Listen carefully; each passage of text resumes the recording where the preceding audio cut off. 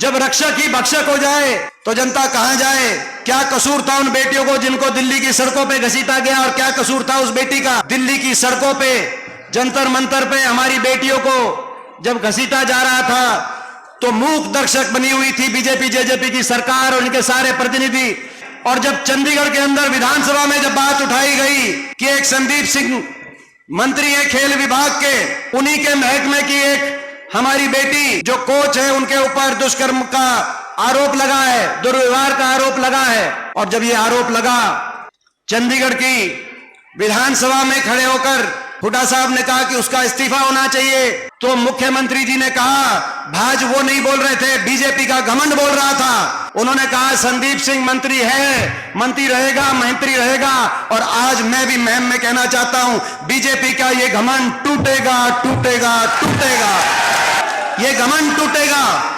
हर वर्ग का तिरस्कार किया, हरियाणा को विकास की पटरी से उतार दिया। मैं पूछना चाहता हूं आपसे, किसी गांव में कोई प्लॉट मिला हो गरीब आदमी को, कोई मकान आया हो गरीब आदमी का, कार्ड कट गए, कार्ड बने भी तो राशन आया नहीं। पहचान हरियाणा की बदलने की बात करी इन्होंने। हरियाणा की पहचान थी जय जवान जय किसान, लाल बहादुर शास्त्री जी का वो नारा जिसकी गूंज हरियाणा के गांव गांव कोने कोने में सुनाई देती थी।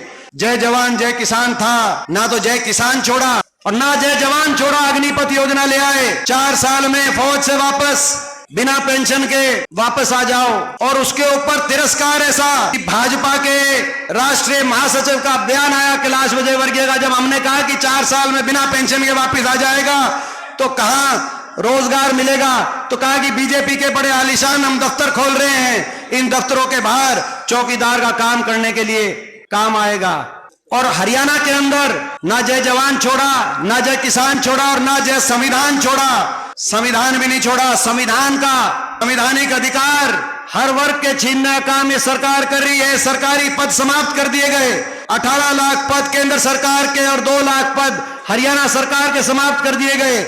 और जो भर्ती हुई उनमें या तो हरियाणा के बाहर के कोई पक्की भर्ती हुई, और उसके बाद बचे कुछ ही जो नौकरी है वो कौशल निगम के माध्यम से कच्ची भर्ती, जैसे अग्निपथ के माध्यम से कच्ची भर्ती। अभी एक बीजेपी के सांसद का बयान आया कर्नाटक से, मेरे साथी रहे हैं और इस बार भी लोकसभा में हैं, आनंद हेगड़े। उनका बयान आया कि 400 पार का नारा इसीलिए दिया हमने कि हम संविधान को बहुमत मिलते ही संविधान को हम तोड़ने का काम करेंगे। ये संविधान हमारे देश के, आपको मैं चुनौती देता हूं पूरी भाजपा को, इस संविधान को 1 इंच भी हम हिलने नहीं देंगे। मैं आज आपको चुनौती देना चाहता हूं भाजपा। सदन हुआ तो प्रधानमंत्री जी और सारी बीजेपी के सामने मैंने एक ही नारा दिया था, मैंने यही कहा था कि भाजपा वालों कान खोल के सुन लो, जय जवान जय किसान जय संविधान और जय नौजवान। मैं इस नारे की जीत होगी। तो आज इसकी लड़ाई है, हरियाणा को बचाने की भी लड़ाई है, संविधान को बचाने की लड़ाई, लोकतंत्र को बचाने की भी लड़ाई है। लोकतंत्र का कैसे गला घोटा जाता है उसका नजारा आपके बेटे ने पिछले लोकसभा चुनाव में 2019 में अपनी आंखों से देख लिया था। आपने भी उसका नजारा चंडीगढ़ के मेयर के चुनाव में देख लिया होगा कि लोकतंत्र का गला कैसे घोटा जाता है। ये लोकतंत्र को भी बचाने की लड़ाई है। इनके निशाने पे ये सीट है, रोहतक की सीट इनके निशाने पे है। अभी इनके अध्यक्ष आए थे जो अभी जिनको बदल के इनके मुख्यमंत्री हरियाणा बनने का अवसर मिला है, उन्होंने कहा कि 9 सीटों की जीत हमारी एक तरफ होगी, रोहतक की एक इनका नतीजा एक तरफ हो।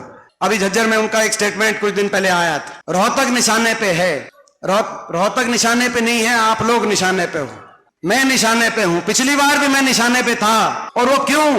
क्योंकि अपनी शक्ति को आप पहचानना। ये जो सीट है इसका नतीजा केवल एक सांसद बताने का नतीजा नहीं होगा। मैं आपको यह विश्वास दिलाता हूं, यहां से जो नतीजा आएगा आपके आशीर्वाद से, यहां से जब कांग्रेस जीतेगी, जब आपका मुझे आशीर्वाद मिलेगा, तो वो एक सांसद बनाने का ही काम नहीं करेगा, हरियाणा में आपकी अगली सरकार में वो नतीजा बनाने का काम करेगी। इनको भी पता है, इसीलिए हम निशाने पे हैं। और इनके निशाने पे तो हो सकते हैं, और ये शातिर ताकतें हैं, इनके पास बहुत कुछ है, इनके पास असीम धनबल है।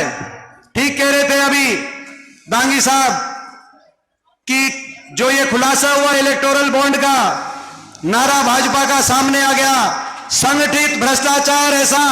नारा भाजपा का क्या आया? जो देगा हमें चंदा उसको देंगे हम धंधा, जो देगा चंदा उसको देंगे धंधा, और कोई अगर नहीं दे सका चंदा तो उसको देंगे ईडी का डंडा।